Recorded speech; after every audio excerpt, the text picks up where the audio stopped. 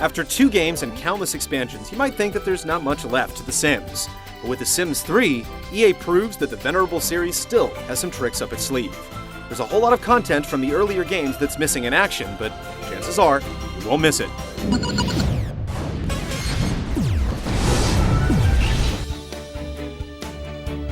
Like the earlier games, The Sims 3 is an expansive package designed to let you, the player, tell whatever story you wish with your little Sims.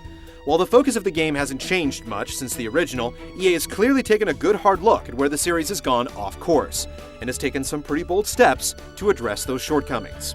The biggest change is how you interact with places outside of your little personal plot of land. The town in The Sims 3 is now one big integrated area, and you're able to travel to any location at any time. No more tedious loading screens. No more disruptions in the flow of time. You can follow a Sim to work, over to his buddy's house for a visit, or you can make a day of strolling around downtown, doing a little shopping, or perhaps taking in a movie.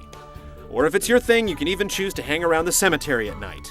There are well over a dozen unique locations, not counting homes and places of employment. To encourage players to get out and do more than just lounge around their houses all day, time appears to move a little bit slower in The Sims 3. This gives you a chance to explore more places without fear of wasting the entire day. The Sims themselves have gotten quite the makeover as well.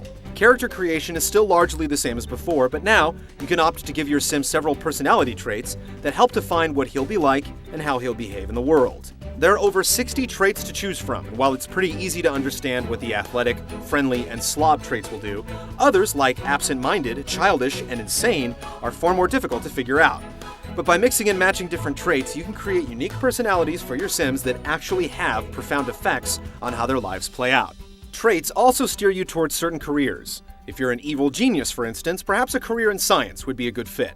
They also can lead you to one of many lifetime goals, such as creating a hybrid plant monster or becoming the Emperor of Evil. Lifetime goals are a sort of endgame for The Sims, and achieving these can give you access to extra abilities or items.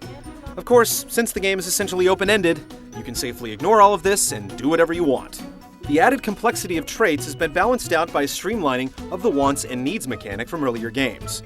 You still need to eat, sleep, and pee, but needs related to comfort or the desire to inhabit a pleasing environment are gone.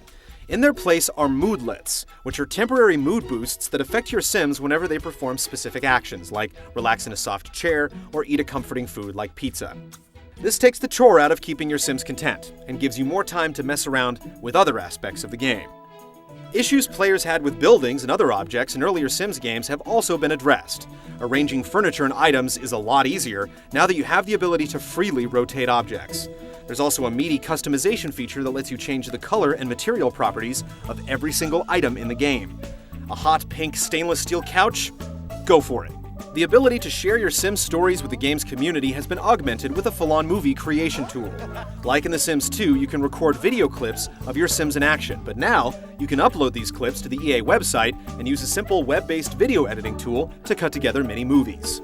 The Sims 3 may fall a little short on content when compared to the last game, but the design decisions streamline the process and improve it in many ways.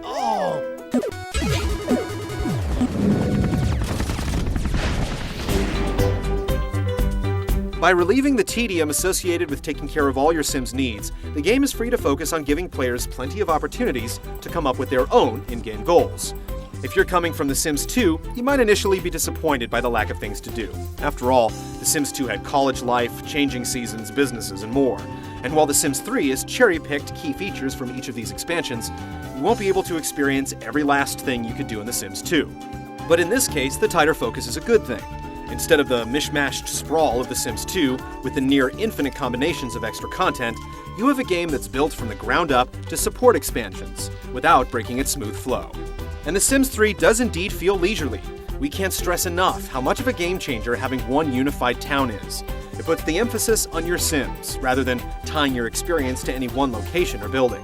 Before, it used to feel like a chore to visit a downtown area. Now, it's a snap. The other big game changer is the trait system. These take the place of the personality points you used to have to assign.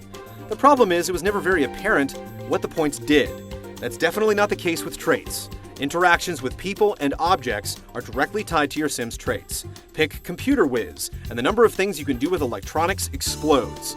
Pick Evil, and nearly everything you do, from conversing with your neighbors to napping on the couch, takes on a tinge of malevolence. If If you choose to be clumsy, don't be surprised if you trip up at the most inopportune moment. Why would you want to pick negative traits for your Sims? Because it adds a layer of depth to your character. It helps define who they are in the world, and it helps you tell the story you want to tell. Hardcore players hell-bent on winning the game are missing the point. The Sims is really just a great big game about storytelling.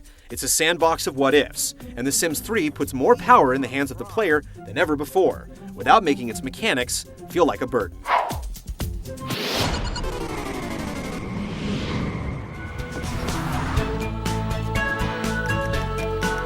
No surprises here. The Sims 3 contains the amount of spit and polish you would expect from the series. Visuals have been upgraded from The Sims 2, although not greatly so. The game still retains the clean, almost cartoony look, and the music and audio is also appropriately Simish. Oh, Zipsy! At least the interface has received an overhaul. Item selection from the shopping interface is a lot more logical, and the added customization tools put a lot of creative power into your hands.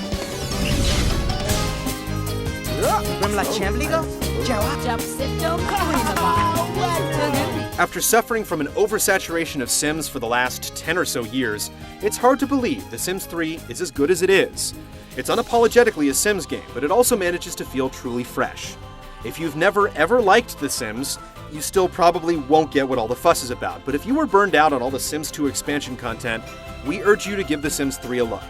The changes may appear subtle, but they do make it play in fundamentally different and undoubtedly better ways.